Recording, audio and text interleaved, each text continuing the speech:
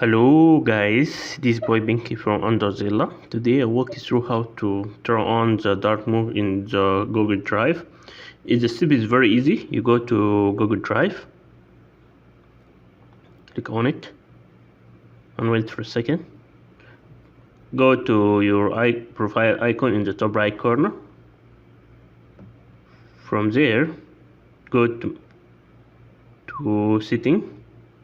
Let's look for setting.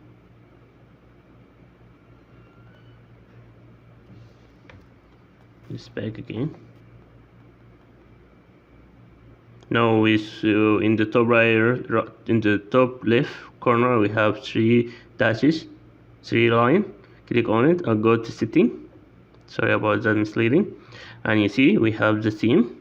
Click on it. Choose you can choose light, or you can choose. And wait for a second. You need to upgrade that. We can choose the dark.